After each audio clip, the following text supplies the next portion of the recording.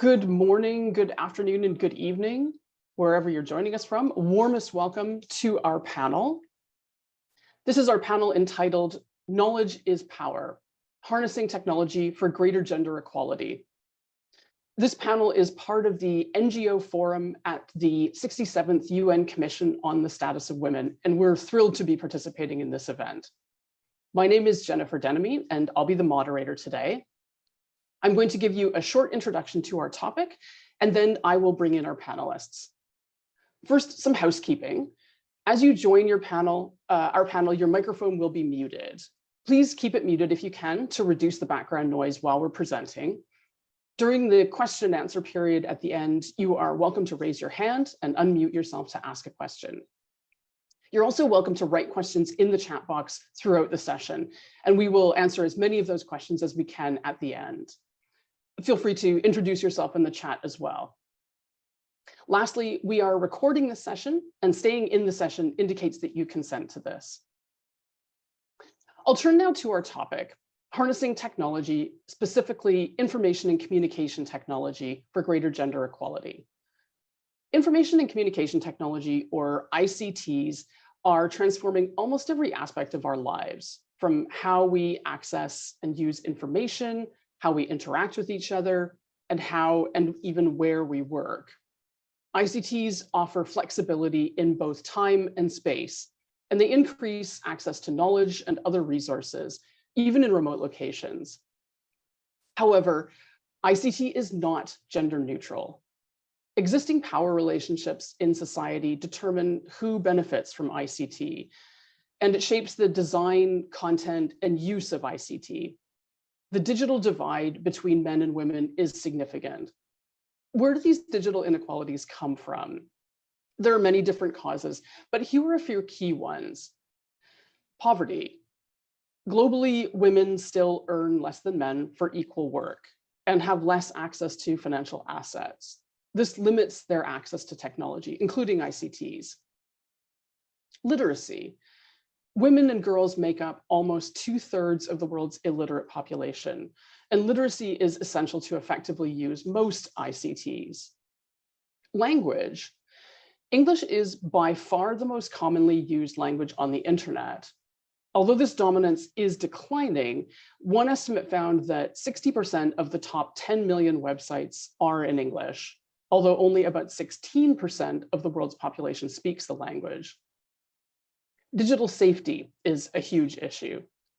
ICTs are unfortunately a new space for gender-based violence.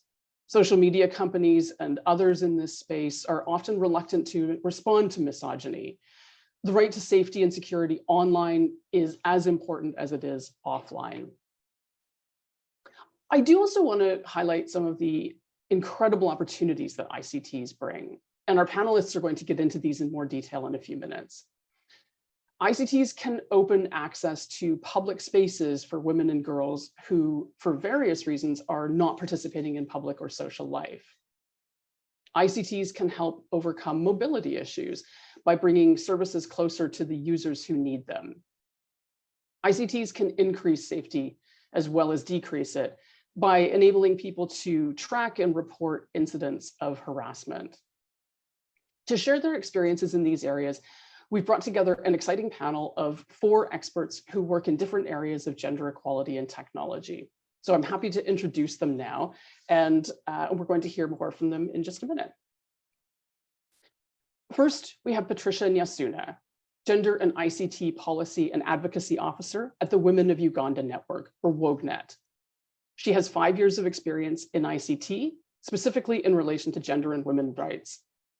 She has specialized training in gender data, women's right to information, women in business management, and internal governance.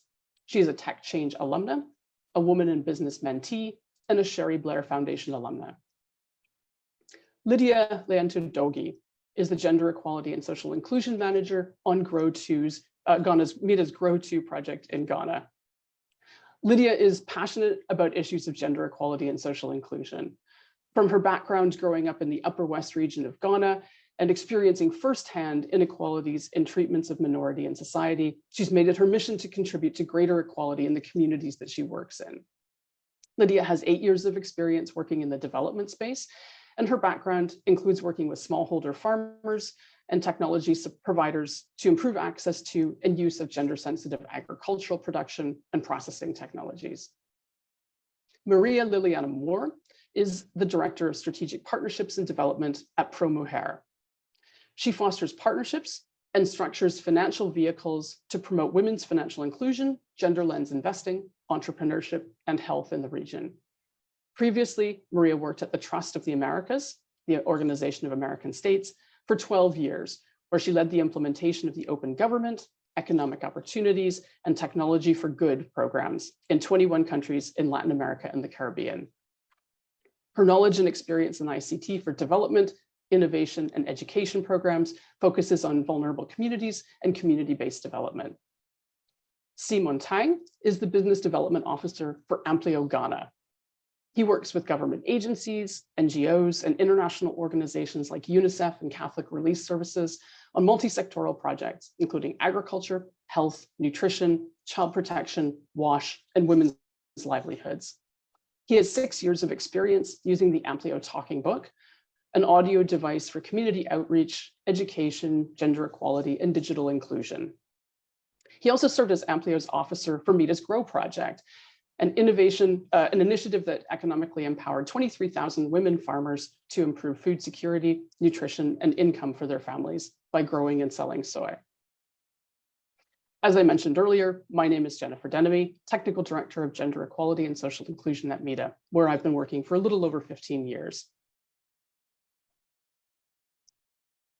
Our first theme today is how technology innovations can promote greater gender equality. And I'm going to turn to our panelists now to give their experiences in this area. Patricia, I'm going to turn to you first.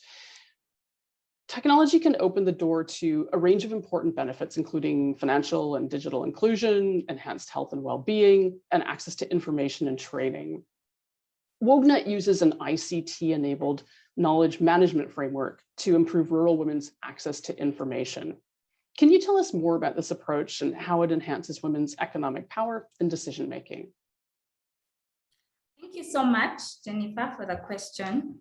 So firstly, this approach that WOGNET uses takes two forms. It's a mobile, but also a web-based approach that women farmers, rural women farmers that we engage, use to be able to do their agriculture work.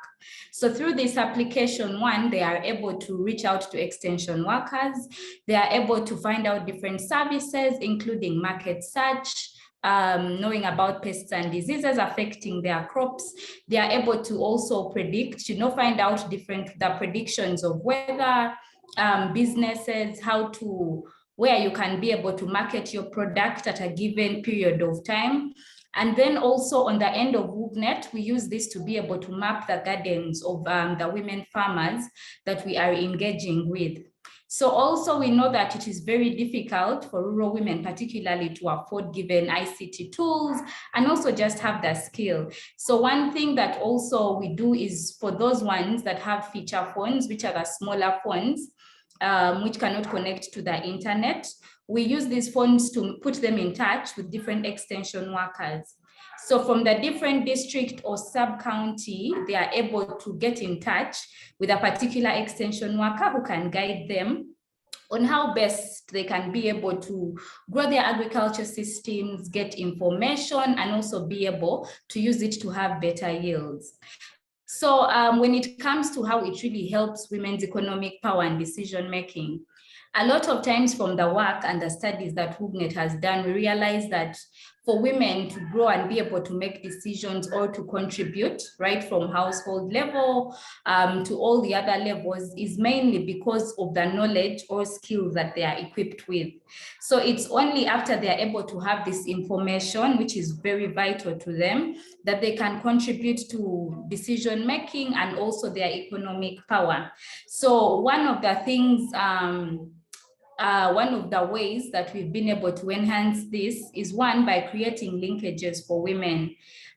Through using these different applications as well as systems, they are able to interact with different farmers in different districts. For example, they are able to interact with probably women farmers who have been in the business for a longer time. Those can give that can give them information that is more vital and really strengthens their ability to grow their agriculture, to have better yield, to even increase on the land that we have.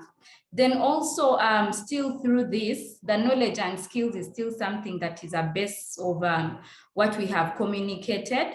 Aside from them being rural women, we also know that there is a challenge when it comes to their literacy levels. So for a mobile application, you may not necessarily have to have a given level of education, but if they are able to read through, you know, even pictures, videos, and different methods that we use to engage, they are still able to have an amount of information that is quite vital, enables them to build partnerships. It also boosts their status for a woman, to know that she's able to access information and she can actually use that to be able to, for example, stand for a political position or a position at the district that puts her in a level where she can contribute to decision making, but also the growth and development of fellow women in a given state. So I think that is what I can share for now on MoveNet's end in this particular area. Thank you. Back to you, Excellent. Jennifer. Thanks so much, Patricia. Lydia, the next question's for you. In Ghana, the ratio of agricultural extension agents to farmers is 1 to 1,500. And for women farmers, it's even worse. This has an impact on the whole agri-food market system in northern Ghana. Can you tell us how MEDA is using technology to implement the efforts of these extension agents towards reaching especially rural women farmers in Ghana? Thank you, Jennifer. Good morning, good afternoon, and good evening to our listeners.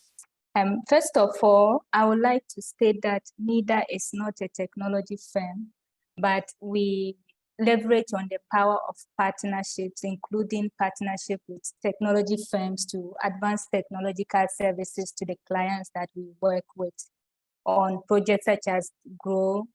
GROW is Greater Rural Opportunities for Women. GROW 2, which is the second phase of GROW, and FEEDS. FEEDS is Farmer Economic Advancement Through Seedlings, which just ended last year, and other projects too we have implemented or are implementing now. From what Patricia said, she spoke about trying to get women in touch with extension workers through phone, and also spoke about the high literacy levels of women.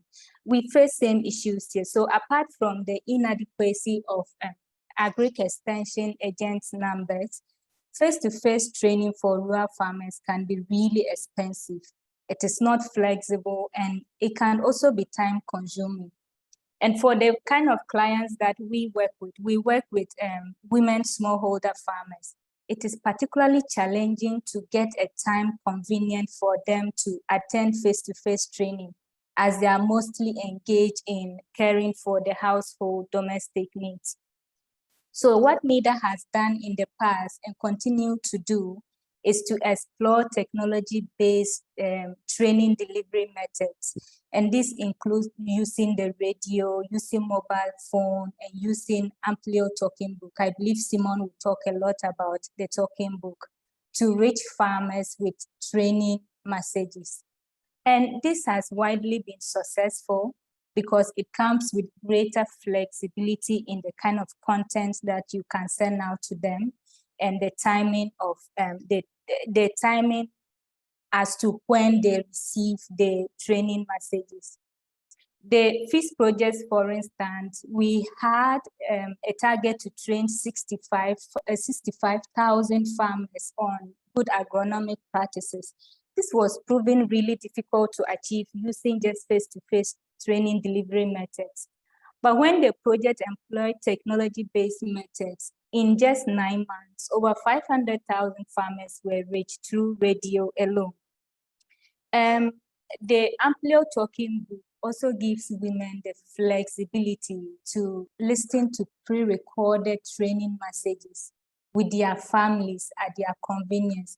And the interesting thing is that they are able to repeat these messages for a better understanding. For parts of those messages that they do not understand, they can repeat and repeat until they think they understand it well, and are even able to record feedback. So this is just a session of how MEDA has been addressing or supplementing the efforts of agri extension workers work to their clients in Ghana. Thank you. Thanks so much, Lydia. And now you were talking about Amplio Talking Book, so I'm going to pass over to Simon. Simon, the Amplio Talking Book is recognized by UNESCO as an inclusive digital solution for low literate adults and youth. Tell us a little more about your technology and how it's being used. Okay, thank you, Jenny, and thank you, Lydia, for the introduction. So for a start, this is what we call the Amplio Talking Book. And so I'm just going to talk about it.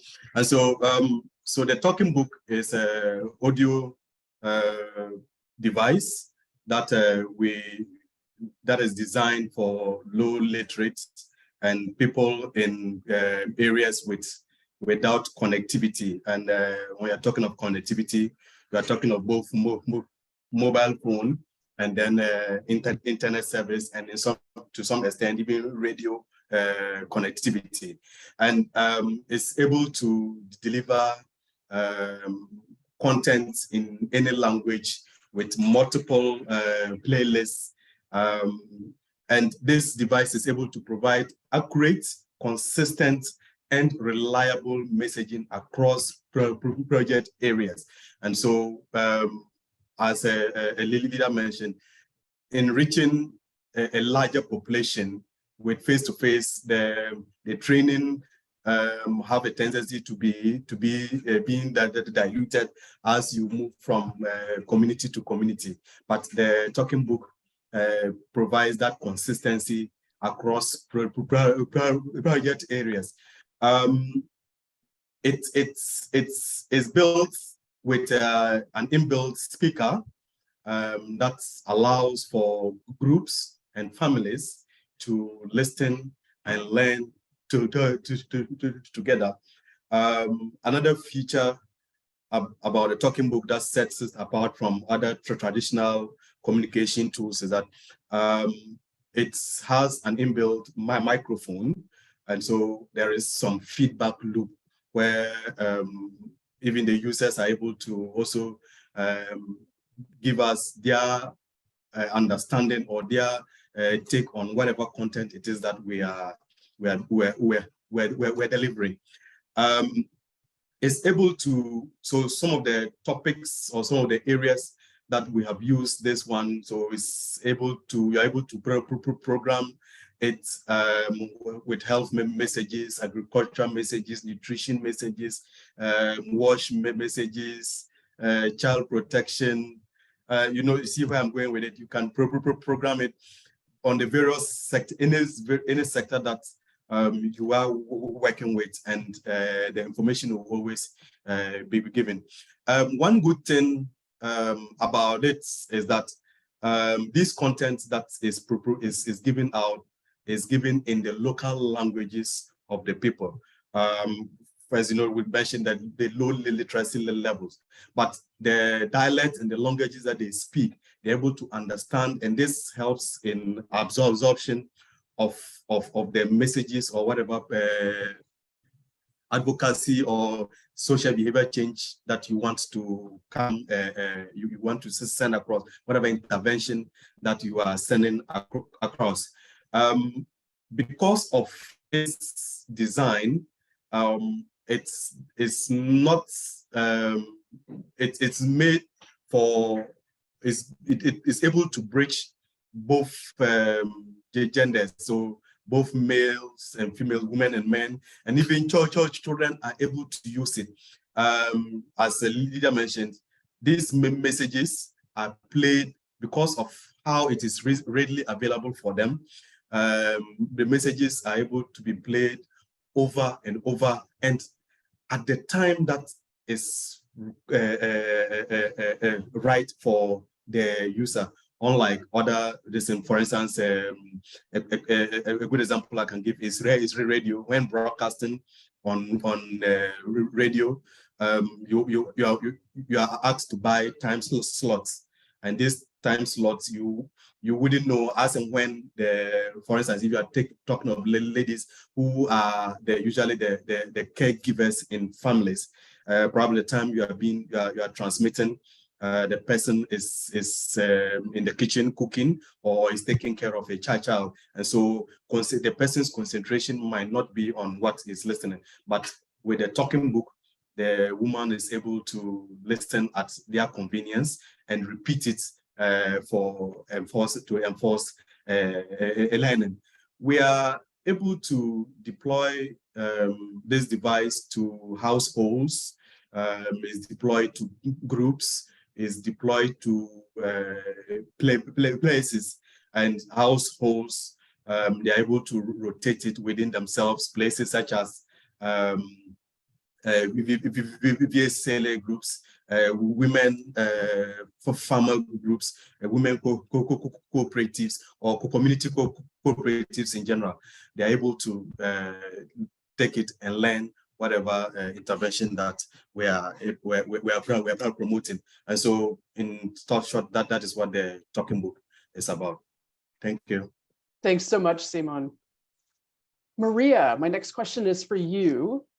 With the use of data from ProMujer beneficiaries, how has your organization been able to design technology-based services that really address the needs and desires of women? Thank you, Jennifer. Hello to everyone. Just want to say that ProMujer is a social enterprise, and our goal is to empower women in Latin America through financial inclusion, health and well-being, and skilling opportunities. And to respond to your question, Jennifer, I think collecting data and looking at the data carefully can help you to design technology solutions to support women in Latin America. So I can share with you 3 things that we found out. So even a little bit before COVID times, we were collecting data from our beneficiaries, from women beneficiaries. And the first thing that we found was that a lot of women was taking a lot of time traveling from their home to the ProMujer agencies to receive a loan, to receive training. And as we know, they're caregivers. And Patricia said, Linda, Simon, like they take care of the household. And so it was time consuming just traveling to the agency. So we found that a lot of them wanted to save time so they can spend it in other household activities. The second thing that we found was that a lot of the women or our clients or beneficiaries were millennials. There were like women that wanted to use technology. They were interested in the experience and in using technology. And the third thing was COVID. When COVID came, it was like accelerated the process of what we wanted to do with technology. So with those 3 factors in mind, ProMujer created, I can say, 3 different technology solutions. The first one I can share is Emprende ProMujer, that is our multi-channel edutainment platform. And when I say edutainment, is because we thought about what women wanted, and they didn't want it long content, 20 hours, 60 hours content, because they don't have the time. They're entrepreneurs and they take care of their families. So when we say edutainment, it was like really short micro learning contents and learning path that they can do on their own, on their self-paced, whenever they want to get into the cell phone or into a computer and use that that platform. And something that we thought about is like, we don't want just technology, the enabler, so women can save time and learn to use technology, but also we want to expand our reach. We want to be able to expand to more rural areas, and we want to be able to expand to more countries. And I think that Prenda ProMujer, and we're going to discuss more of this in details later on, have given us opportunity to really get to women that we were not reaching before. And the second one were chatbots. So we created different type of chatbots. So the first one, of course, because of COVID, we thought like women need to know what is this about. So we create chatbots, and by using WhatsApp, which is a really important tool for training and communications in Latin America. So by using that, we were delivering information about COVID, how to prevent it, what you have to have in mind. And based in that learning with the COVID chatbot, we also created other chatbots. We created the breast cancer awareness chatbot, then the uterine cancer chatbot, diabetes. So it have incorporated a calculator, a risk calculator for diabetes. And it just gives you tips and the important information about preventive health for women. And the one that we also created was about financial inclusion and financial skills and financial literacy, because women are running their businesses, and it's good to have tips at the same in different times, and have those tips just accessing it by using their cell phone and WhatsApp. So those were the major two things. And then later on we say, okay, but there's women that cannot go to our agencies, get along, all the process, the onboarding. So we started to pilot in different countries, a digital wallet, onboarding process. So we start in Argentina doing some things, in Bolivia, in Mexico, in Nicaragua. And what we did is with these pilots, we increased it by like 73% of women were able to access financial services that they didn't be able to do it before. And also, for example, in Nicaragua, 71% of women that were doing it in person, they moved to do it online. So I think those are findings that we think it was just tapping to something that we were not used to and getting out of the comfort zone with the purpose of giving women the opportunity of experiencing different ways of connecting. And of course, all this with digital literacy training, because some of them are not used to do it. So it's not just accessing, but also appropriation of technology, that they really understand what is the value they bring to their family and to their business. Great, thanks so much, Maria. I think that you've highlighted several things that cut across a lot of the themes we've been talking about here. And in fact, you've led really well into my next question, which is safety and security. ICT is a fantastic set of tools for reaching more people and reaching people in different ways, but there are also safety and security implications to using technology. There's an industry association for mobile network operators called GSMA, and they reported that safety and security are among the top 3 barriers preventing women from owning a mobile phone and using mobile internet. Women are still 7% less likely than men to own a mobile phone, meaning that there are approximately 372 million women around the world who lack phones and therefore can't access the services that they open up. So what does ICT safety mean? It can include data security within the device. It can include harassment within the digital space. It can also include family and cultural attitudes around the appropriacy of women's presence in this space. So our panelists are going to dig into some of these different areas in a little more detail. And I should note that on the picture on the right, this is an Amplio Talking Book. This is the device that Simon showed us in person or virtually in person a few minutes ago. So Patricia, my first question is for you. How does WOGNET build women's safety and security online? How does this relate to the gender and ICT policy and advocacy work that you do? Thank you so much, Jenny. I'm happy you have gone through some of the things that, or the threats online that actually limit women's use, or even having interest in actually using different digital platforms. So one thing that WOGNET is big on is advocacy for gender-sensitive ICT policies, laws, and programs, whatever programs are running in the country. But maybe I can start with how we actually build women's safety and security online. So it is very different because women are in different groups. We are not a homogeneous group. So of course, the rural woman's challenges are not the same as the urban woman's challenges. The challenges of a woman with disabilities may not be the same challenges as those of a young woman farmer or a woman leader, who is also a farmer and probably, has a lot of other things running. So we firstly acknowledge that we are not the same group, so our challenges are going to be different. So one thing that WUGNET does, leveraging on that, the fact that we have already set up different information centers in districts in Uganda. We have one in Eastern Uganda, another one in Northern Uganda. So in these different areas, we have resources in form of course, a team that is able to do trainings on digital security. They are able to also take women through trainings just on digital literacy firstly, because it is one, having the skill is very different from also being able to fruitfully use the internet to get as much information that is useful to you.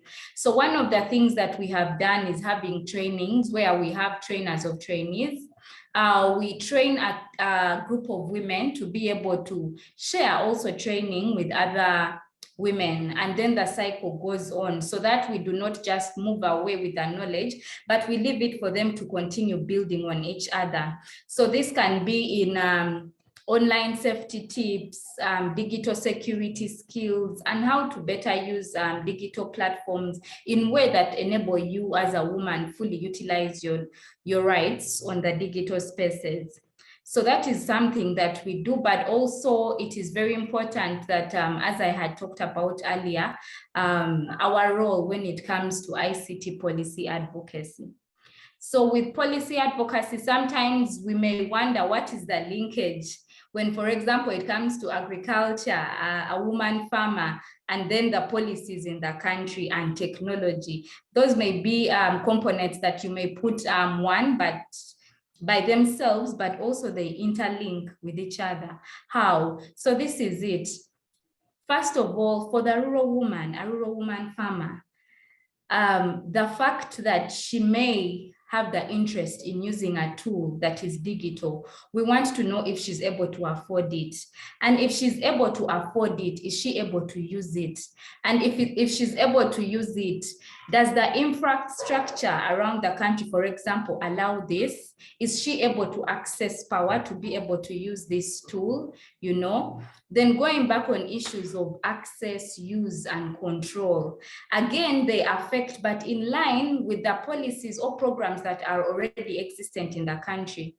For example, in Uganda, there is, when it comes to the cost of mobile broadband, it's quite expensive.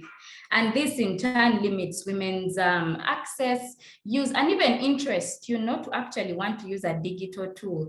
Because there are times when you will have to prioritize. We have had sessions with women farmer groups where she says, okay, yes, I want this phone, but I will not even be able to charge it, I had rather walk to the market and probably learn about a new seed that probably grows faster or enables my plants, to grow faster.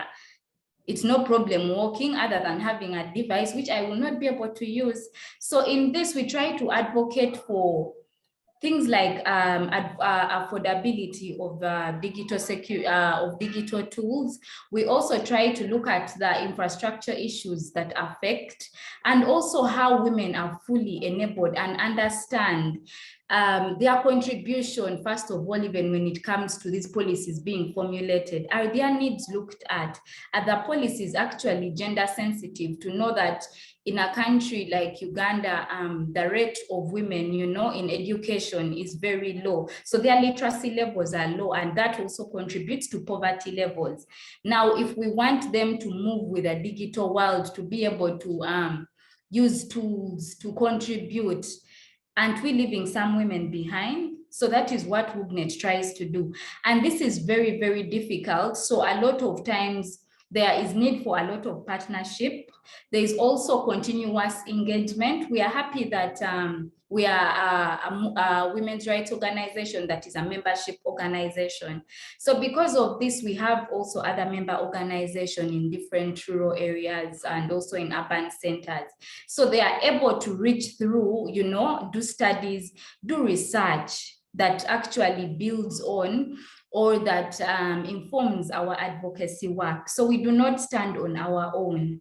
And then through partnerships and engagements, we are also able to link up with different policymakers. First of all, it can obviously be at table-to-table level, but also it gets to a level where we have to write position papers, where we may have to hold a press conference, have information shared out with real facts that actually women are being affected in a given field.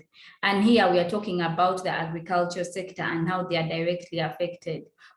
Advocacy, again, is something that we cannot do as an organization alone, but also make sure that the women that we engage, the farmers, are actually aware that our government and the policies or programs that it lays out for us should be able to support us to be able to fully engage in this space as much as our male counterparts are doing. So in that way, at least the gender digital divide is bridged, but also women are able to fully utilize their potential.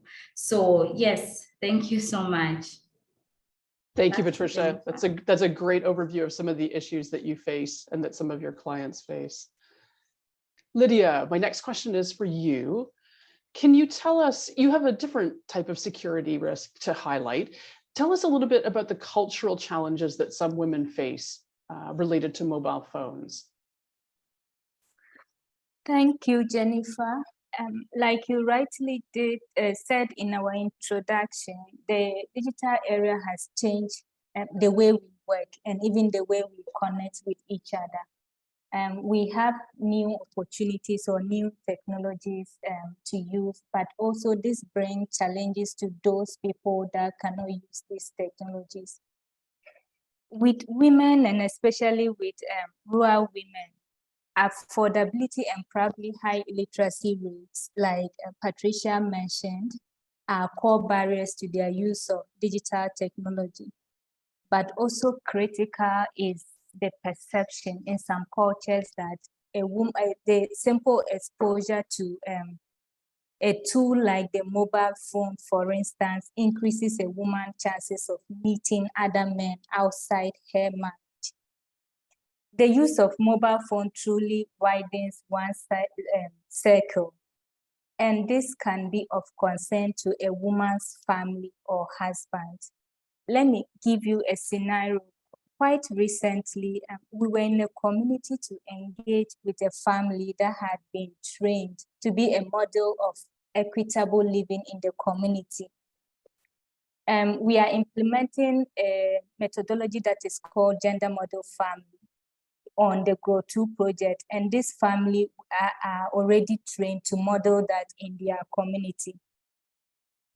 So as we were there, there was a communication barrier. I could not speak their local dialect, and the husband or the man of the house could not also speak English. So we had to use the services of an interpreter.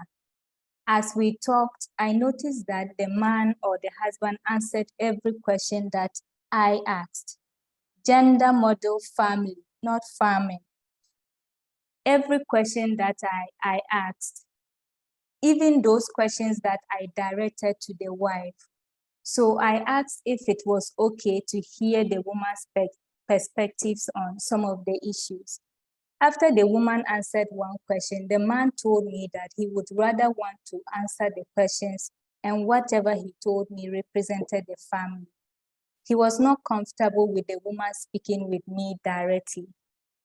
So now, can you imagine such a woman picking up the mobile phone and reaching out to other people the man cannot even see outside the family and outside the community?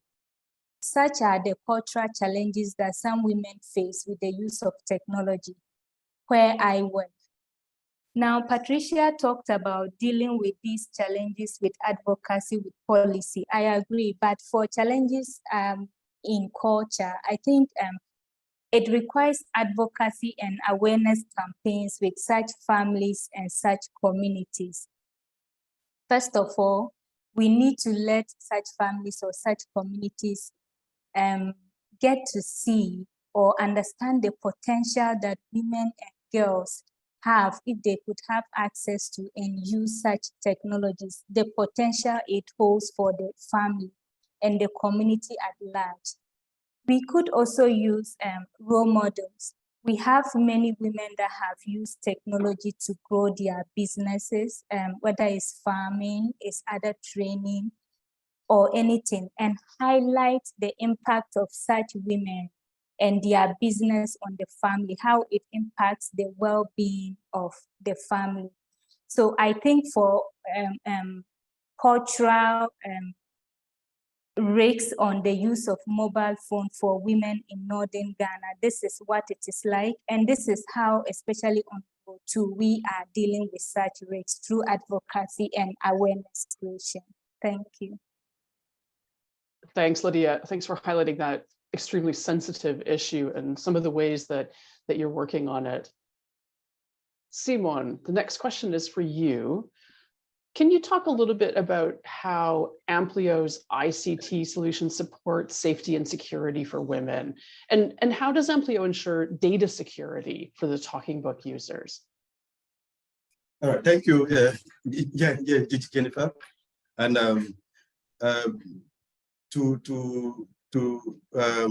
just to add to what Lydia said, for Amplio, the design of Talking Book programs actually take into consideration how cultural perceptions of target beneficiaries will perceive the introduction of these technologies. And I would take this from two perspectives, both from the woman's personal safety, and then we look at the data security. And that disapproval that we get from societies or even communities, we have these people we call the gatekeepers within each community, within each society. And so Amplio Talking Books and our programs, we make conscious efforts in the introduction of projects and the technology within the communities to get these people to get them involved in the projects. And so that kind of reduces the rejection that people might have when the device is introduced in the community.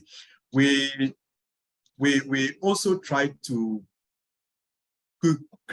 create specific content with community-based nuances, so that when people hear the messages that are on the device, they are very comfortable with it, and they don't feel like, okay, we are trying to, for want of a better, we're trying to turn their women or their ladies against the men. And so that is why we usually recommend that the Talking Book is sent home, is sent home for everybody in the household to listen. And so for Amplio Talking Book, at the end, we kind of reach more people than anticipated, because it's now a household device. And unlike Talking Books, unlike phones, unlike internet, where sources of information are sometimes very hard to verify, the Talking Book is a dedicated device. First of all, it is offline, and so it's not, that kind of risk is reduced. and what it's meant for, that messages that we put in, that is the messages that the woman will listen to. And so it doesn't pose a threat to their woman's personal security. Moving to the data security, as I just mentioned, the Amplio Talking Book is offline, but it is able to collect user feedback and usage data. And the feedback is that recording, the audio recording that we get from the end users. And we do not it has never happened in the past that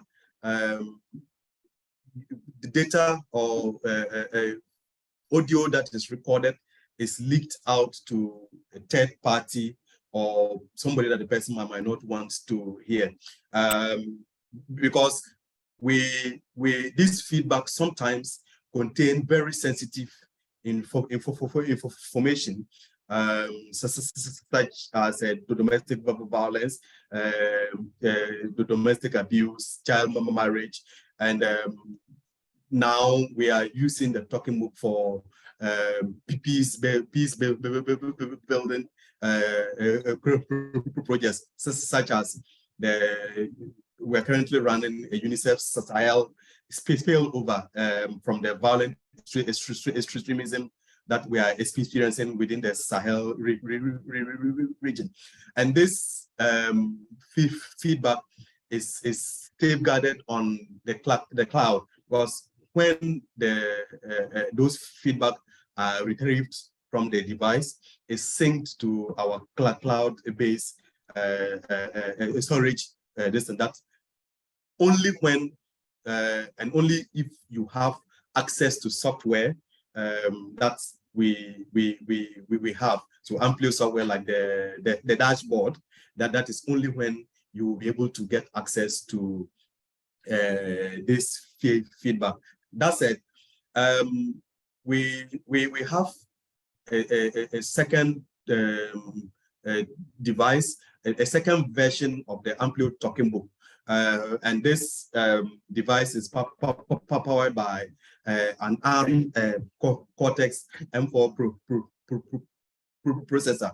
And so this has enhanced how much data security we get. So within the Talking Book, unless you are a program staff, you are not able to get access to the data that the device is gathered. And so because we provide, as I said, we provide messaging on very sensitive issues, we try as much as possible to safeguard these feedback. But where necessary, we're able to relay such feedback or such data to the required authorities. And so when it is on issues on child marriage, child trafficking, or this, we are able to get the requisite stakeholders to take the necessary action that may be required. Thank you. Simone, thanks so much. And I liked how you described the two-way nature of the security that you provide, both for data that is being collected by Amplio, but also the security of the data given by Amplio Talking Book, so that people trust it because they know that it's coming from somewhere secure. That's great. Thank you so much. Maria, my next question is for you. Promo hair clients have financial, educational, and health information on your mobile and online platforms. And obviously security is incredibly important for you in this regard. Can you talk about a few of the ways that you build security for your beneficiaries and clients? Thank you. Yes, I think, first of all, like the user data and privacy is an extremely relevant topic in the digital era. And I think all the organizations here are conscious about that. So we see data in two phases. So the data that we collect in the platforms and mobile apps. And that's something that ProMujer work hard to keep it private. And the other side is, how do we teach women to protect themselves? So those are the two things that we're working on. So in the first one of the things is we have, as you say, we have ClickMedic, that is where we collect the health data. Then we have what we call Core Bancario, like the bank information that is for the financial inclusion or loans data. And then we have what we call the online platform Azure, when we collect entrepreneurship and skilling data. So what we have done first is, because we work in various countries in the regions, we have to comply with the data privacy and security issues on each country. So for example, in Mexico, even you collect the ID number, the identity number of each woman, we cannot use that in our platforms. So we assign specific numbers automatically to some of them, so we don't use the personal information. We also have like data policies for our providers, because for example, ClickMedic is not our own platform, it's a provider. So we also have a really clear protocols for the providers we work with of how to use the data. We are also really aware that sometimes providers or organizations want to sell that data. We're really cautious, and that's why we don't provide detailed information. The detailed information that we have from the beneficiaries, we use it for reporting purposes to our board of directors and donors, but not in a way that could be an issue for women that we serve. The other thing that we do is we use the general regulation of the European Data Protection Agency and their principles. So for example, the fairness, the transparency of how we use the data with our providers and how we work with the providers, the storage limit and how much time that data could be there, the confidentiality and integrity that we work with them, and the accountability. We need to be accountable of that data that we collect, and we want our providers to be accountable. So that's internally. Something that we're working now is trying to minimize the amount of providers we work with, so we can have our own like core data. And we created something that is the data warehouse internally at ProMujer. So we're trying to transition and trying to see how we can manage data and try to avoid as many providers as possible, so that we can control the data.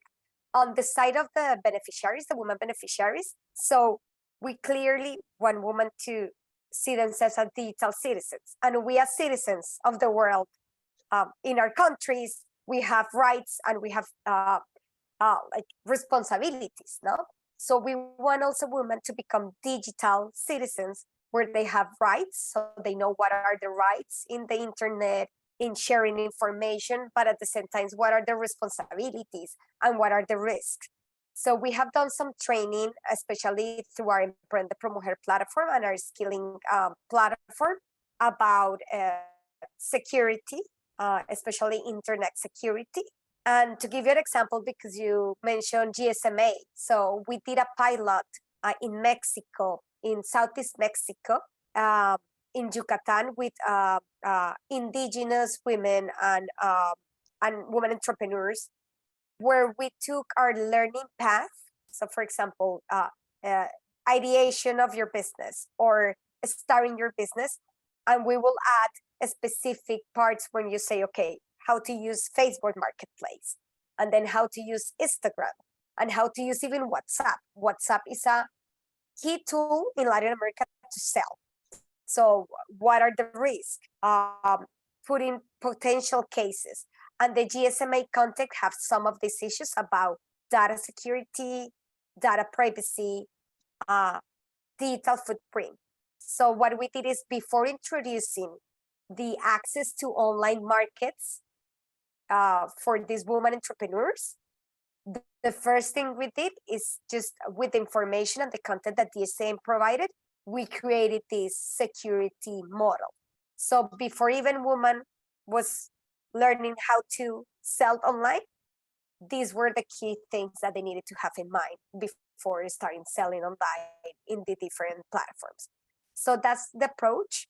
I think there's a lot to do moving forward. One thing that we're working and we're discussing with the teams is about, we do a lot of training and workshops on gender-based violence, but we're doing it in person. But as you say at the beginning of this theme, what about gender-based violence online? So that's something that we are thinking about. We're looking for funding and partners to start working on that too. Great, thank you so much, Maria. And I like how you've distinguished between all of the different platforms, the uses, but also the things that people need to be aware of, and what things we might still want to do in person, at least for the time being. Thank you so much. So moving to our next theme, this is really central, I think, to our discussion today. How can technology increase women's agency? So Patricia, I'm going to turn to you first. And I want to hear a little more about how WOGNET's digital skills training enhances women's economic power and decision-making. Yes.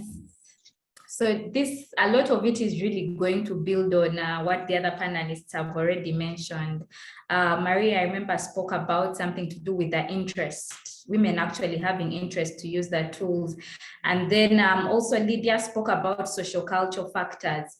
So even when it comes to digital literacy, when it comes to women's agency and them being fully able to act on issues that affect them or issues that limit the way that they use digital technologies, but also grow their agricultural end of life, are interlinked. So as WOGNET, one thing we see is that it is also very important to have male inclusion whenever we are having trainings or different forms of engagements with women farmers, women in different categories of women.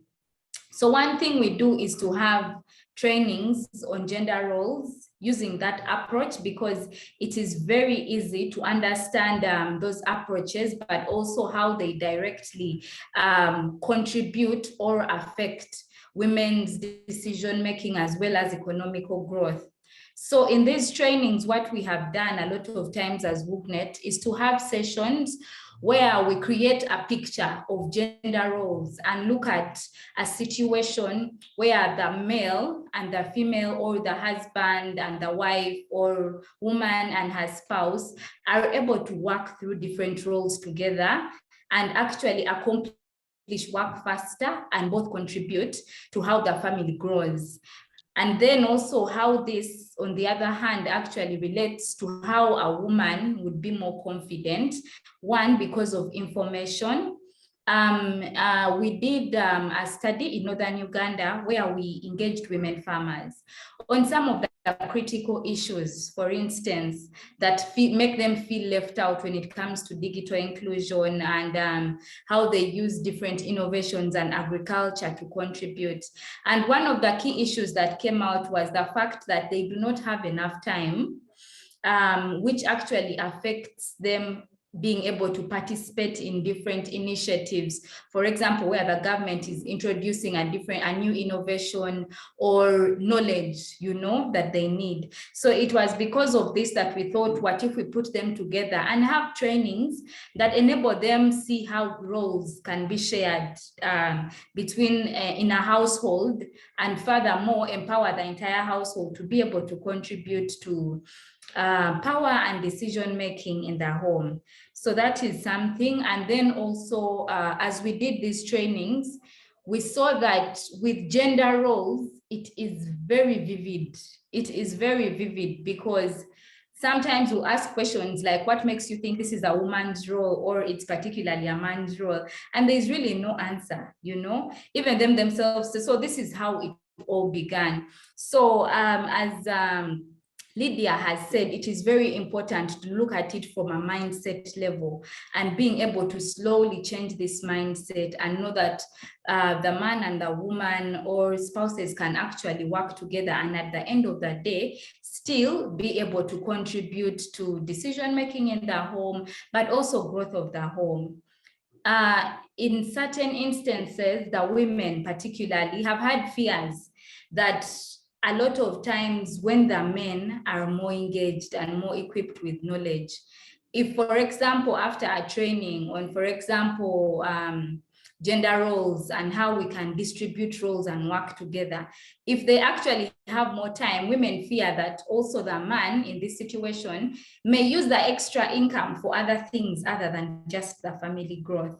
So if also women have mindset, we cannot keep saying probably it's the men that need a lot of mindset change and all, but also culturally we are already put in this box, you know, because of how gender has been constructed. We think that because of this situation, I don't think I can fully trust my husband that he will be able to bring back to the family. So then we sit them together, have these interactions with them, which are obviously continuous and also take step by step, because there will be a form where you will call for a training and then you will only see there are more men than the women there. So how then do you plan to make sure they probably come in with their spouses, with their sons, with their daughters to be able to learn from these trainings?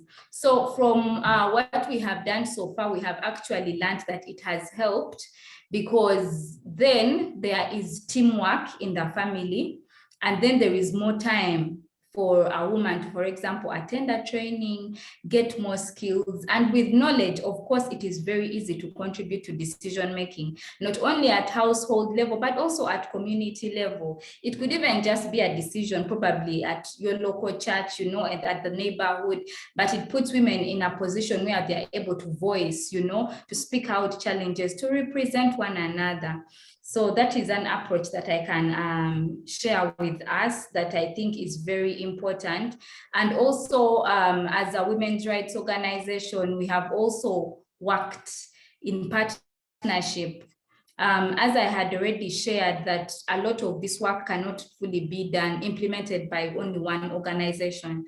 So whereby there's probably a grassroots organization that better understands their community, we link up with WUGNET and then share our expertise and see how best we can fully make sure that they do not only attend the trainings, but also learn from them and continue sharing, so that it's not an instance where WUGNET has given this support and then moved away, but there's an organization in place already that can continuously share the skills with other members, reach further grassroots women, and still enable them, empower them with knowledge that enables them to contribute to decision making. Thank you. Thank you, Patricia. I like how you described not only expanding women's agency, but also how this training can build trust within households and among community members and partner organizations. It's great, it's very powerful. Simone, next question for you.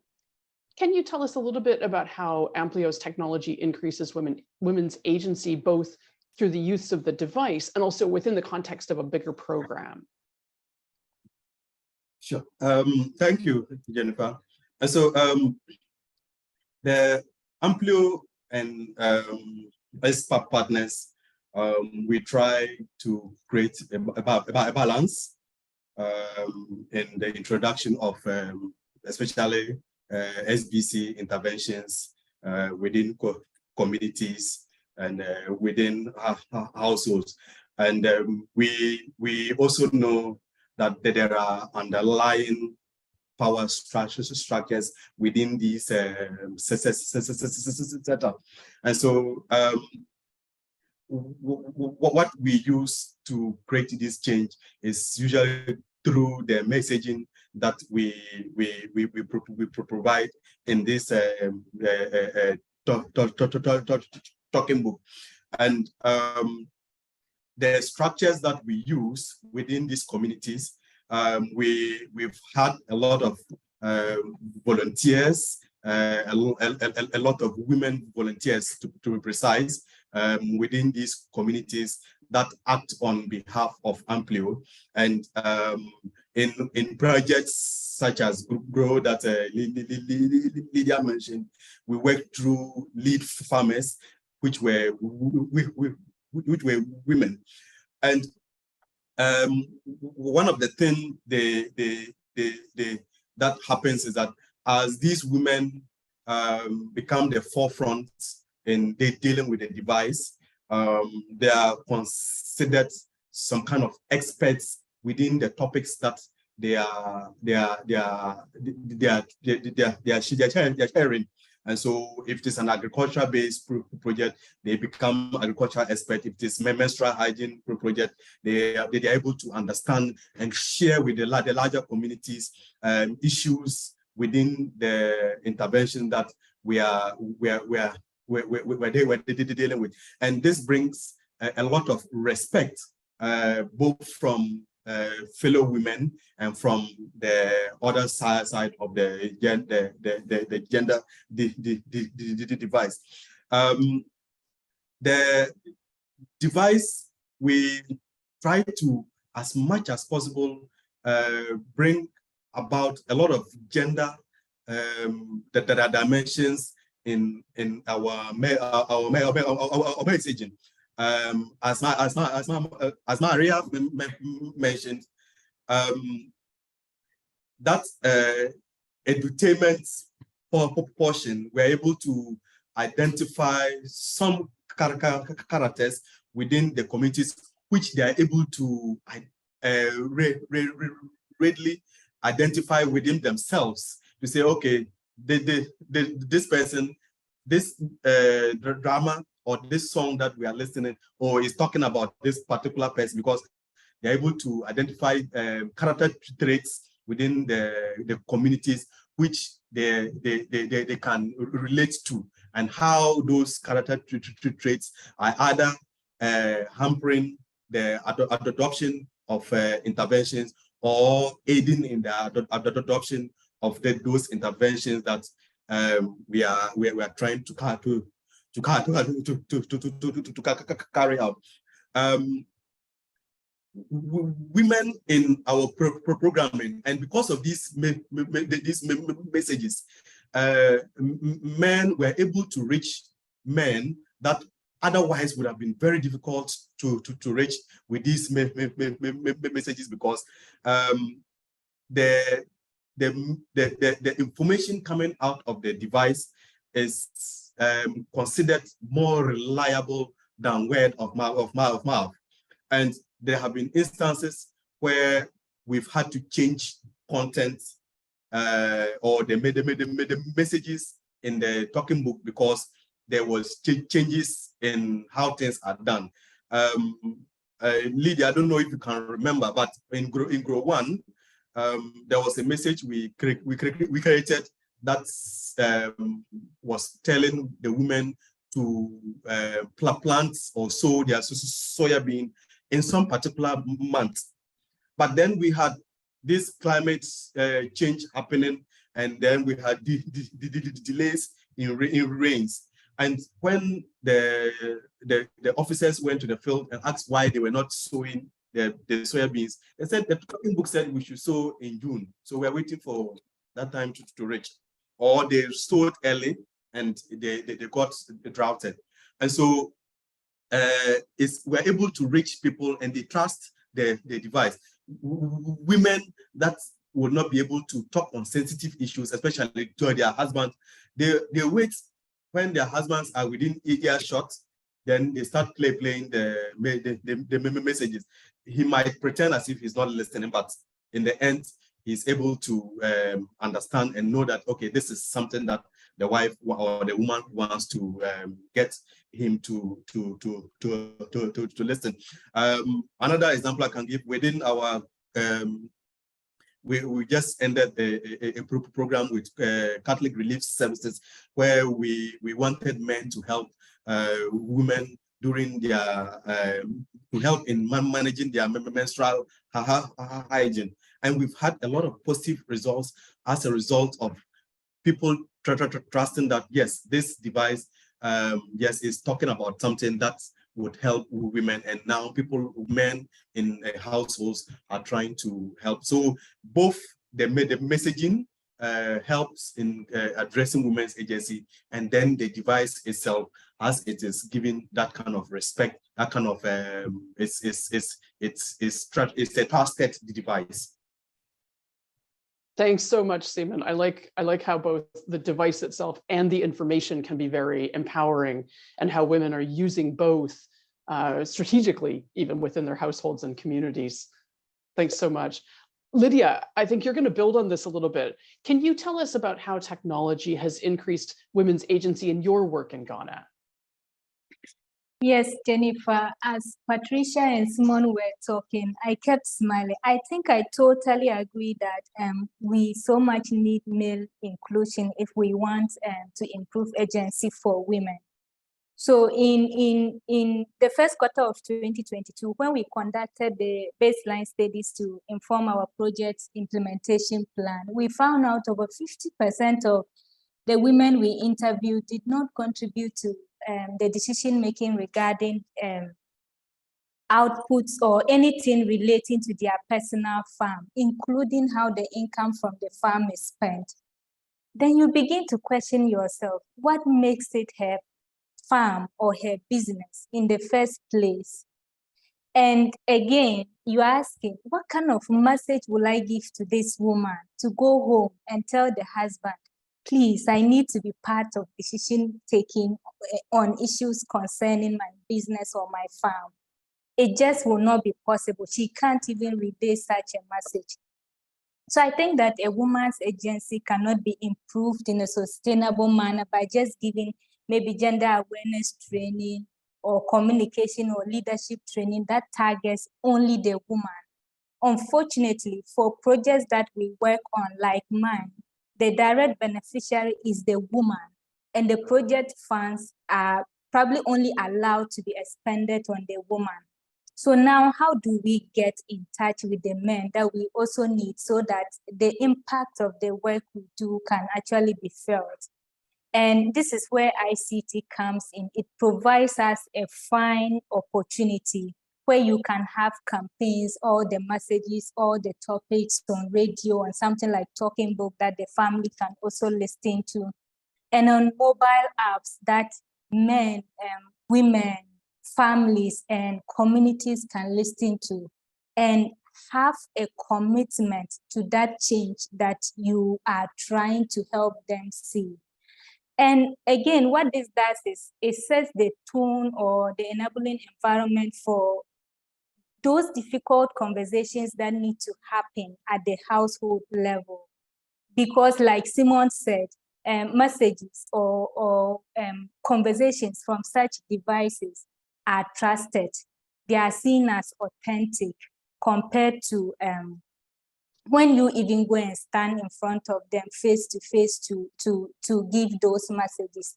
And so I think that the use of ICT can contribute to a greater participation for women in decision-making, which improves their agency. Again, in all the communities I have worked in, a woman who is able to manage her finances well is considered empowered and even desirable by men in the community. But in most cases, physical banking structures are not accessible. And where the banking structures are available, women are not even willing. It's not a place that they want to walk into or they want to visit because it is considered intimidating. And so again, innovations like mobile money promotes financial inclusion for money, which is for women, which is in their agency. This helps women to save their money in a place that is considered safe. We engaged one woman whom we were working with on feeds, and she told us a story or an armed robbery incident she was involved in when she was returning from a market. Apart from being a share processor, she is also an aggregator for serving other women in her community. So she basically buys from them and offloads to the bigger market. when they were returning from the market, they were robbed. Fortunately for her, we had earlier encouraged them to save their monies in their mobile money wallets. And so even though her physical wares and all that she was carrying, including the phone, was taken, she was so glad that her money was saved. And such woman serves as an ambassador even for her husband to get into or to save his money in the bank or in a mobile wallet. Now, I'd like to go to talk about the talking book directly. We also use the talking book with our women on the Grow project and also on the Feast project, and probably, hopefully, we'll be using it on Grow too. Like Simon said, because of the flexibility that talking book offers, women are able to listen to these messages in the presence of their husbands. And what we found out was that when these messages began playing, including gender messages, men will laugh at them. What is this one too? But with time, they bought into the messages, and these men were willing to support their wives in their businesses, releasing lands for them to farm, to build their processing centers.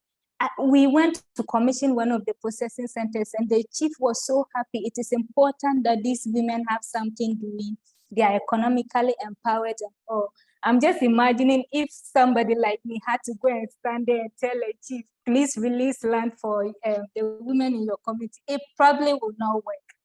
But they heard it from a device, and they considered that authentic. And so, yes, ICT can contribute greatly to women agency, and for the projects that I have worked in, this is how it has contributed to women agency. Lydia, thanks so much. Those are so many great examples, and it sounds like you and the other panelists have many, many more that we don't have time to share, but I love the examples of ways to increase the inclusion of men, even village chiefs and some of these gatekeeper figures. And what a great example of how literally technology can be a security improvement for women. Terrible to hear that she was robbed, but thankfully her money was safe. Maria, this leads really well into what you're going to talk to us about. You're going to share more about how microloans and entrepreneurship skills training are empowering women to make decisions about their businesses and families. Can you share more for us on that? Yes, of course. So first, we really think that to be able to enable agency in women as an organization, we need to their needs, desires, and aspirations. Without that, I think it's really hard to support them in that journey to become agent of change. And I think what ProMujer have different from other organizations in Latin America is our holistic approach. And that holistic approach have enabled women to make decisions and feel more secure in themselves, and make also, because agency is not only making decisions by yourself, but it's also being conscious about the decisions that you made and how they affect you and your family. So just working with providing loans or microloans to women, providing health services and skilling opportunities for us is a formula that supports women agency in Latin America. And just to give you an example, with Emprende ProMujer, our skilling platform, online platform. So aside of giving women like learning path and micro learnings that they can access on demand, just having them mentors and peer support is crucial. So if they see someone that have gone through this, if they have a small business, also micro business, and they see that that woman have success, that give them inspiration to follow their dreams and to continue pursuing what they want to achieve. So only in 2022, Emprende platform was able to train more than 2,600 women across Latin America that triggered more than 26,000 opportunities, because by enabling them and access mentorship, peer support, training, and microloans, is just giving them these tools to empower themselves and take ownership for their business and family decisions. And being able to do so with the use of technology in 20 countries when we were just doing it in 5 countries. So 2021 and 2020 through this platform, we're able to reach more women in Latin America. And just asking them, we do pre-test and post-test, or pre-surveys and post-surveys. And we found that 30% of these women increased their digital sales skills. More than 80% reported that the program helped them developing savings. They were not saving before. And saving, not only asking for a loan, but also saving, give economic empowerment to women. For example, some of them have not leave their husbands because they experience violence, domestic violence, but they don't leave it because they are depending on them economically. So giving the loans and able to save really give them that power to make those decisions and leave, and just be able to care for their children by themselves. And like 20% say that they increased their sales in their businesses with this support. And just to share a story, and I know we're running a little bit out of time, but I think this story, Nora is a 28-year-old. She's from Tarija, Bolivia. She's a single mother. The dad left, and she's a mother of 2. And she didn't have a job. She started a small business, a clothing business. And then she learned about ProMujer. And when she learned about ProMujer, she was also going to other microfinance institutions to see what she needed to get a loan to really sustain the business. And it was really hard. And really the onboarding online process of ProMujer and the easy way of using the technology through getting a loan just pushed her to do so. And she got the loan. Then ProMujer say, hey, we also have like chatbots when you can learn about your health. And something that we say at ProMujer is, you can have a healthy business, but if you're not healthy as a woman, like mentally and physically, how you're going to run this business? So that's also the way that we tell women, take care of your health. And if you take care of your health, you're able also to be aware of the health of your family. And so she started taking health services, and then also entrepreneurship training through Emprende and the skilling platform. And now she's running her business. She was able to streamline her sales process, which was really manual, and now she was able to do it automatically. And now she have extra time to spend more time with her kids. So those are the kind of things that we can see that technology is an enabler for women's agency when you have like a holistic approach. Maria, thanks so much. I love the virtuous circle that you've described of financial health, mental health, family health, personal health, and it really contributes to overall agency because there's so many more resources available to make good choices. Thanks for that. So I'm just noticing the time.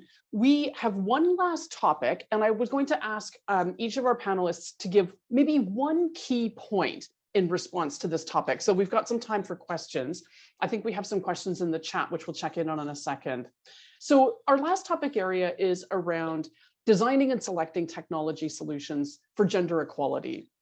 For us as people who work in organizations that put together programs to support a wide range of different individuals, the designing and selecting part is a really, really important stage for us. So as I said, one key point from everyone. Patricia, you're first. WUGNET was a part of a study on gender responsiveness in agricultural innovations. Can you just give us a super quick look at one of the digital innovations that was included in that survey? Thank you. So one of the innovations was a mobile application called M-Omulimisa, which stands for Mobile Omulimisa, which comes from a local Ugandan word meaning extension worker. That's an Omulimisa. So in this mobile application, women were able to use a small feature phone, and you can be able to get messages, get information in any language that suits you.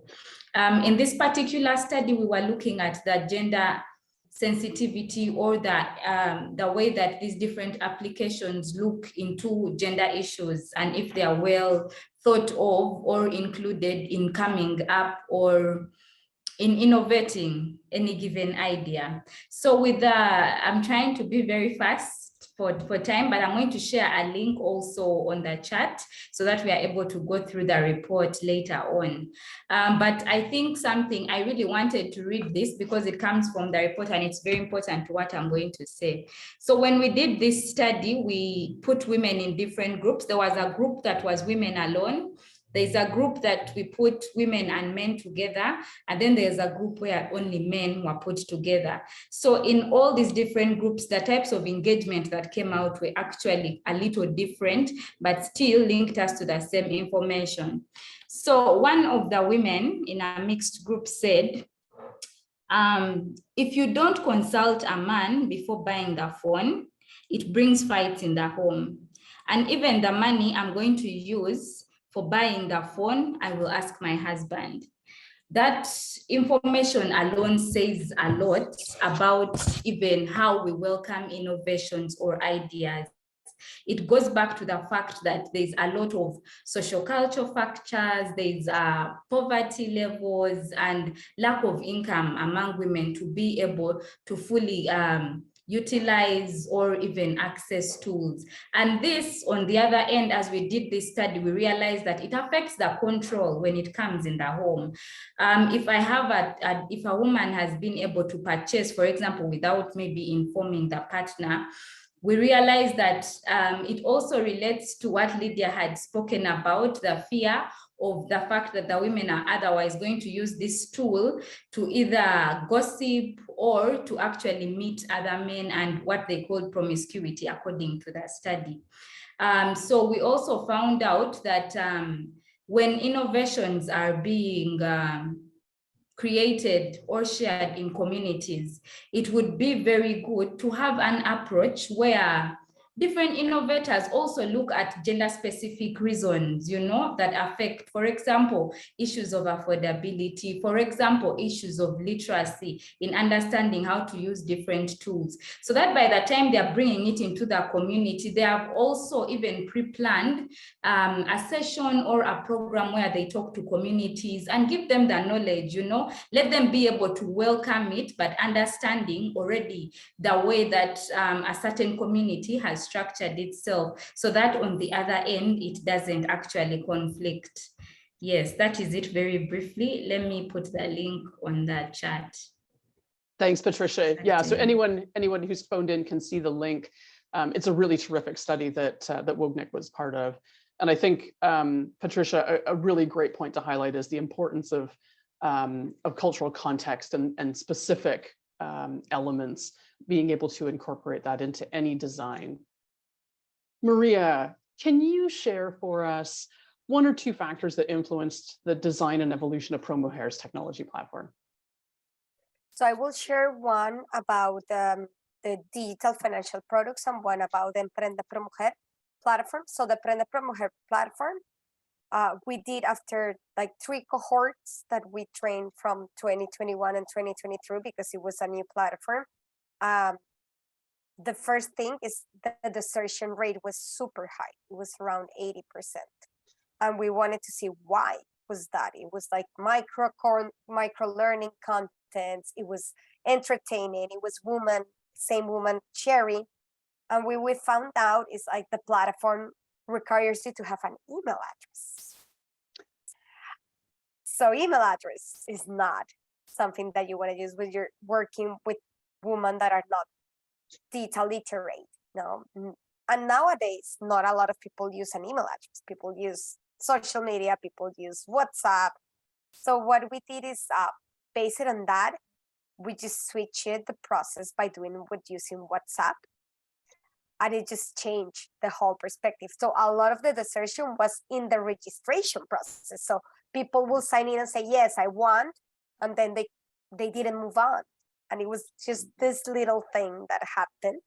And just another thing about that was, okay, we moved to Mexico, and having intersectionalities, an awareness about intersectionality is so crucial when you're starting to work with indigenous communities. So it's not only the language.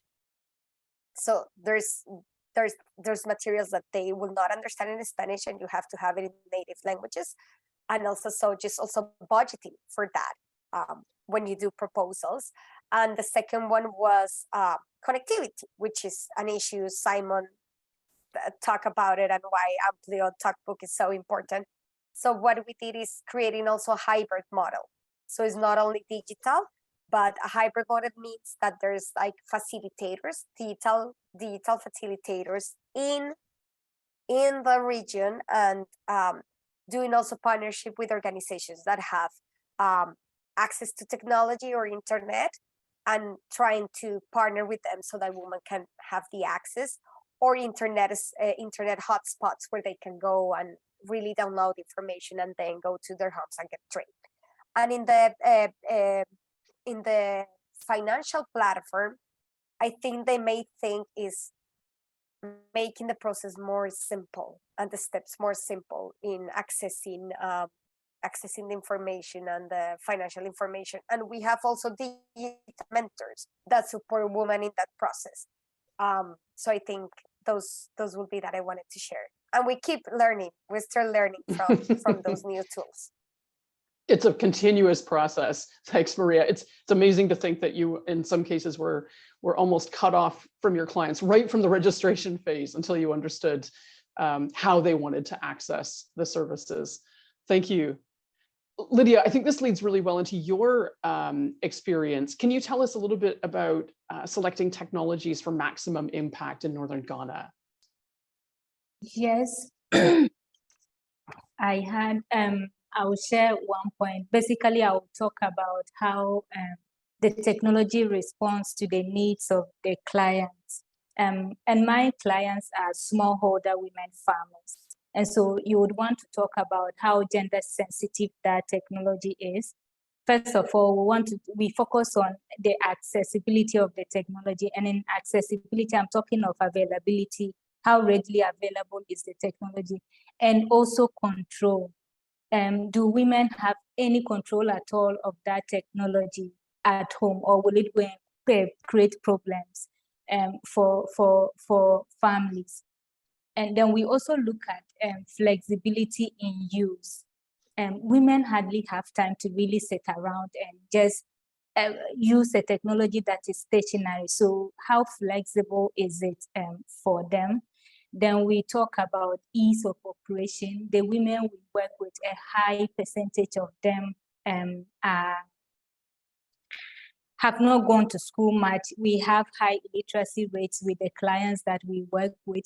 So, and a technology that has a long written manual is not exactly what you would want to introduce to them. And again, we also consider the appropriateness of the technology, considering other social-cultural factors like Patricia spoke about first. And when you consider all these things, then the limitation now comes to sustainability of the technology you have introduced to them, because all of these things have financial implications. When the project is gone, then what next? And so because of that, we believe in partnerships. We like to work with partners and the local people, that local-based organizations, first of all, for sustainability, like I have talked about, but also for the fact that these people have the social capital and the trust of the clients that we work with. They will continue to be with them after we are gone. So that is it for me. Great, thank you so much, Lydia. Simon, you're the last one here. Can you give us one really key way that Amplio uses Talking Book user feedback to increase gender equality and digital inclusion? All right, thank you, Jennifer. So as I mentioned earlier on, the talking book provides a two-way communication channel between the users and then the program staff. And one way is the which is called the user feedback, where we collect questions, we collect comments, we collect acknowledgements, and all those things from the users. And this is usually collected in the various languages that the program is running on. And so we would have this data moved into our dashboard, where it can be visualized, and then you're able to tell how much of that message, how much of that feedback is questions, how much of it is endorsement, how much of it is comments, or how much of that even needs action to be taken. And so we make the processing of the user feedback based on projects and program needs. So depending on interventions, or depending on the goals that you are trying to achieve, we're able to design a user feedback questionnaire that is in line with whatever it is that you want to find out. And so for some projects, they might just want quantitative data out of this feedback. So is it a man that is speaking? Is it a woman that is speaking? And as I mentioned earlier on, and I think it was a second, there are usually very sensitive messages that we get from the users, and it is within the user feedback processing that we're able to take action on this feedback we get. And so in order to bring such feedback to light, we're able to organize stakeholder meeting, community dialogues, and sometimes town halls, where stakeholders, people in power, when I say people in power, people that have the ability to affect whatever change that the user feedback is requiring, where that person is invited to these meetings, and then we present, and together with the community members, we're able to bring that linkages that we are talking about issues on providing safe and potable water. This is a representative from community water and sanitation. What are plans, or what are policies that are in place for this community? This community that is asking for this. Also, the user feedback provides us with a chance to refine content that we send out based on assumptions on some interventions on be it agri, be it health related. We are able to develop those messages, but it is within the field setting that we are able to test such messages to see how effective or how complementary it is for each community. I always use this example for child marriage, where we sent out the content on how parents and guardians should not give out their wards or their children who are not up of age into marriage, and then the attendance disadvantages of it. But through user feedback, we were able to know that yes, they agreed with the message, but there was another dimension which we did not actually take into consideration, that there are some adolescents, girls, that against the wishes of their parents would want to get married at an earlier age, depending on whatever reason that they might have seen. Either is it peer influence, or probably the person just wants to get out of their house. And so it's that feedback that helps projects and us as an organization to be able to refine. And in doing that, you are able to hear from the community, and especially women, as Lydia mentioned. Most of these interventions that we are working, the main beneficiaries are usually women. And in developing projects where you would go on a face-to-face, sometimes the women in our cultural setting might feel very shy or feel intimidated to talk on within that settings. But with the talking book and the feedback function, that privacy, so she's able to move it to anywhere she wants. She's able to hold it at any time she wants, and then also provide feedback and perspective on the issues that are being discussed. Simon, that's a great place for us to wrap up our panel. Thank you so much for that. I'm going to stop sharing my slides now and just see if we have some questions. This is Erin. I don't know if there were any specific questions yet. I did see a question from Florence in Uganda, who was asking about the use of talking books there. And the answer is yes. We actually have a project with FAO Uganda working on women's land rights in the West Nile region. And we have a panel session about that on March 8th or March 9th on Thursday. That was, I think, the only question I had. Great. Okay. I do have a comment for Maria.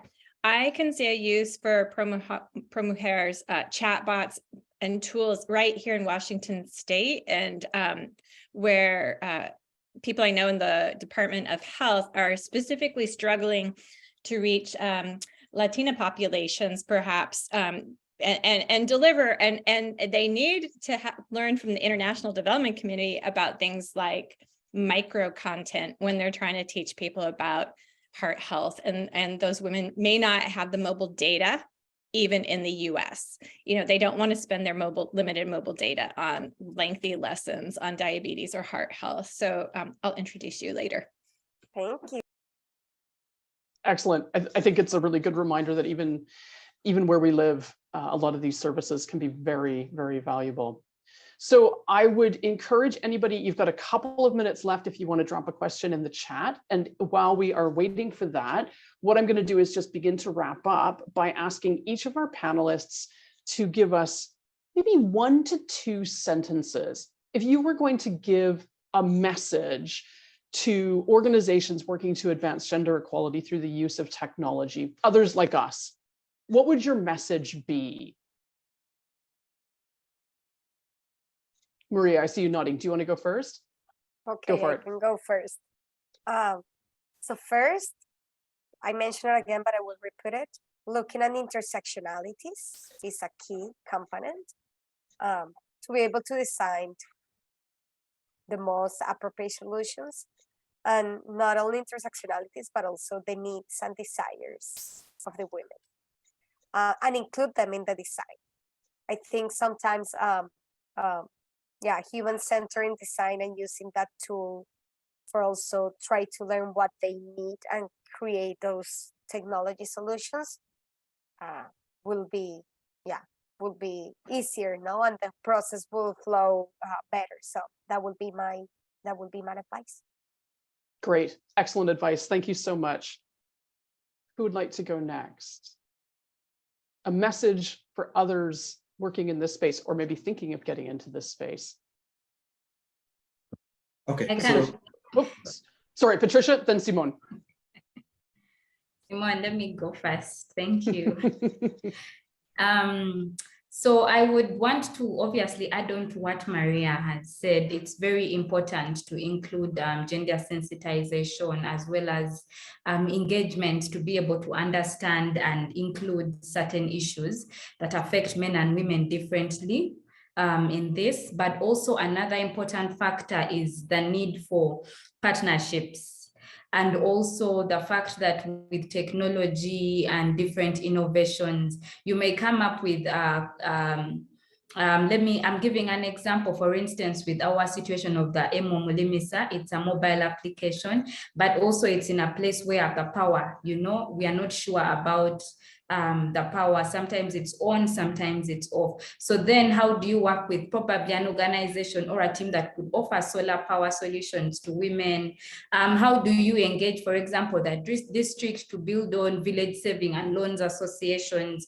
So it is very important. Technology for itself cannot stand alone. So you need to look out for partners that will actually support the innovation to be sustainable. Thank you. Excellent message. Partnerships are critical. Thank you, Patricia. Simon, to you. Yes. So So just to start, continue from Patricia's listen. Yes. We've seen that sometimes using just the technology, it's kind of, it's not an end in itself. And so you would need other services to help back such technologies. And so with the user feedback I mentioned, so if you get a user feedback, what then? What do you do with it? How do you address some of the issues that has been raised? And so you would need service providers, you need partnerships, and sometimes you need other add-ons to the project to help address some of the issues that are being raised by the women. We in technology, working in technology, we know, yes, it is not an end in itself, and especially in social behavior change, where you need to continue to engage these people on those issues that you want to address. But that add-ons for the technology goes a long way to help solidify whatever intervention that you are trying to achieve. Simon, excellent point. Technology is not the end. It is a tool that we're using. Thank you. Lydia, would you like to have the last word on this topic? Yes, but Maria hasn't spoken, so I think. She started. Oh, sorry. No problem. What I would say is we should always try to adapt whatever technology we are promoting to context. And because something works probably in Kenya, I can't assume that it will work perfectly in Ghana as it did in Kenya. So once we engage the gatekeepers and the right people, we may want to pilot the technology, get feedback like Simon is saying, relaunch and put in the effort until it works. But it will always end up successful. Don't give up. Thank you. I love finishing on that very hopeful note. So I think we don't have questions in the chat box. Then I'm just going to wrap up. I'm so happy that you have all joined us and that you've stuck with us. This has been a long panel, but I think extremely interesting and filled with lots of nuance and also experiences from a range of different countries. So my very heartfelt and sincere thanks to our 4 panelists, to Patricia, to Maria, to Simon, and to Lydia. You're all on first name basis now with our experts. And I think I just want to finish with a really positive note that we would not have been putting this panel together if we didn't believe that ICT can be a very powerful tool to increasing gender equality.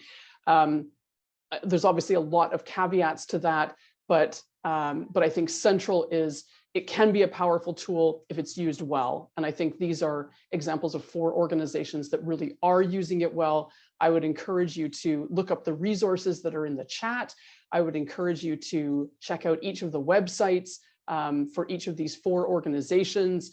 And just quickly before we go, they are the Women's I'm going to mess up your acronym, Patricia. It is WOGNET, it is ProNuHair, it is Amplio Ghana, and MEDA. Thank you so much to our panelists and to all of our participants. Have a great day. Bye-bye. Bye. Thank you. Bye-bye. Bye. Thank you. Bye-bye. Thank you, everyone.